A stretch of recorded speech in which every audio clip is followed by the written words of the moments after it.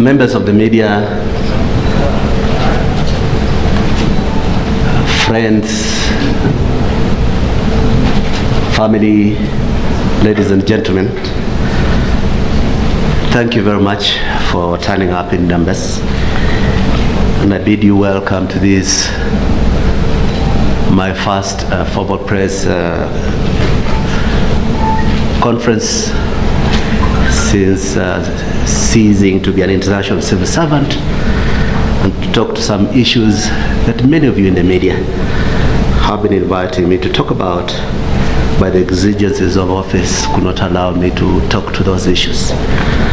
The main reason for my inviting you to this press meeting today is first of all to announce my formal return home after 7.5 years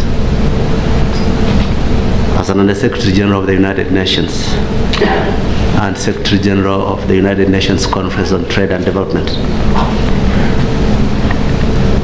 When I was given the singular honor to be the first Kenyan Under-Secretary General of the United Nations, I felt a momentous duty that I should do my job in such a way that others can entrust such serious senior leadership to my countrymen and women going forward.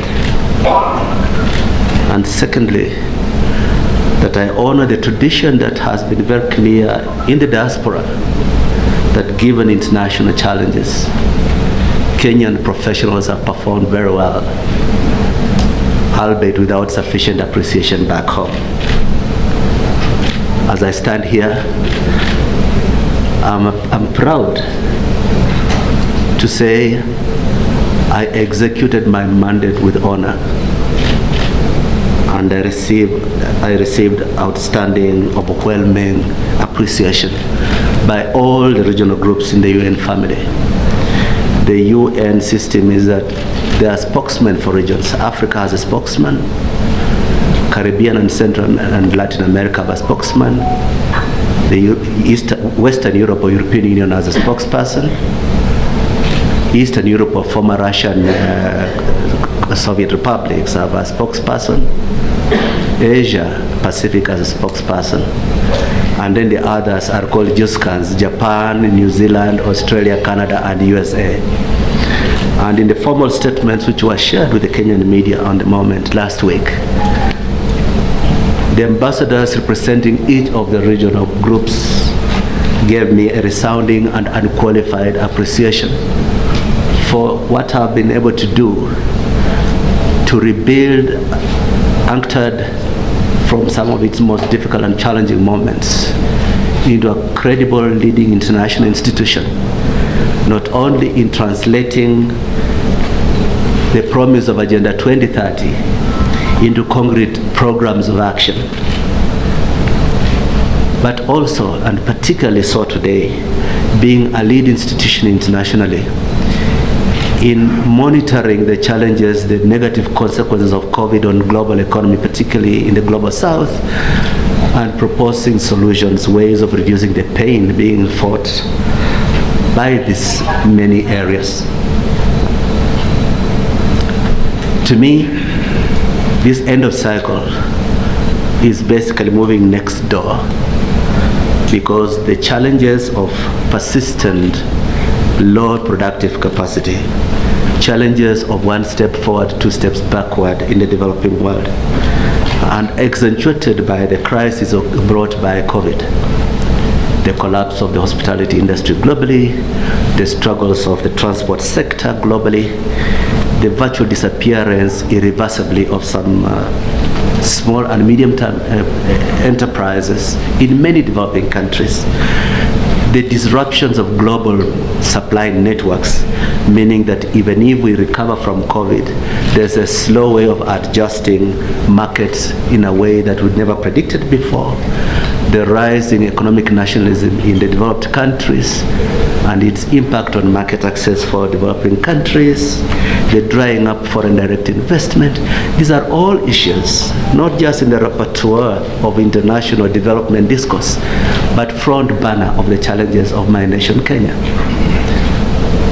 So I thought, God giving me the strength and health to dedicate the balance of my public life in addressing those issues I've been helping address globally in my own home country. As I come in, I cannot pretend any superior knowledge of where this country is and where it is going. But I can have the privilege of standing outside the forest. I can see the canopy better than those who are next to the stems. And while we all celebrate the ingenuity of the Kenyan population, you would never know it until you have seen a few other places, and I've had the privilege to see a few other places. I'm painfully aware of the fragility of economic recoveries. In banking terms, they usually talk about the sentiment of the financial markets. Even in stocks, they say, what's that sentiment? Now, in politics, if public leaders intensify the toxic exchanges, it impacts the sentiment in economic investor thinking. One of the weak sides of any struggling democracy is usually the cost associated with transition. And we are in a country which is 18 months of a transition. Unfortunately, the tensions, binary thread of unsavory language that usually we associate with the last phase of a campaign is already with us 18 months too soon. And I thought, as I walk back home, I wanted to use the opportunity of my first press conference to urge all our leaders that they can settle scores, but don't settle us lower. This population of our country is not limited in its capacity, but disruptions occasioning hostility, occasioning mainstreaming of political bad manners does not represent part of the solution to our national challenges. I want, in my period here, coming months, to learn, to be part of a conversation about how can we save our politics from this rising tension and combativeness so early in the day. Can we find enough players? Can we find enough consumers of a politics that says, let's take a step back. Let's look at what it is. Who are we trying to serve? Are we showing sufficient empathy for the vulnerable? Those whose livelihoods have been shattered by the crisis associated with COVID. Are we showing enough attention to the hopeless young men and women with a university education or any other level of education whose dreams of a livelihood are ever threatened by the continued absence of meaningful opportunities? Are we showing sufficient attention to the reality that creating hope for the hopeless, reviving the livelihoods of those who have been victims of the disruptions, is not possible without building Enterprise Kenya? As I arrive in the country,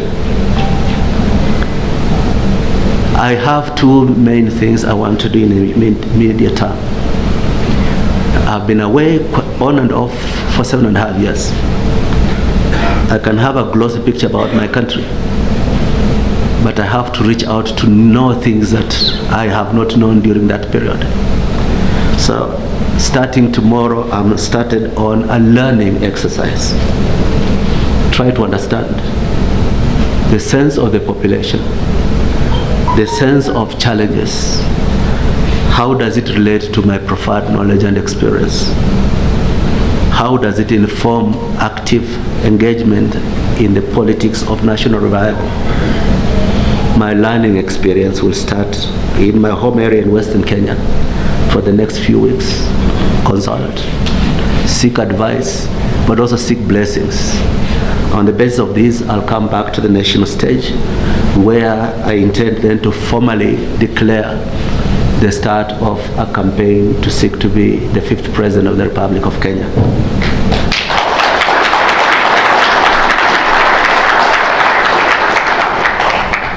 And after that declaration, I commit that I will tour the country to learn, to share, to identify people we can walk the same direction with, roll out a canvas on which we can all write our dreams, and see if on the basis of this we can bring hope, we can bring empathy, and we can contribute to the renewal of Enterprise Kenya. I want to thank you very much for your kind attention, and I very much look forward to interacting with the media and visiting and learning from and talking to and encouraging the citizens of this country.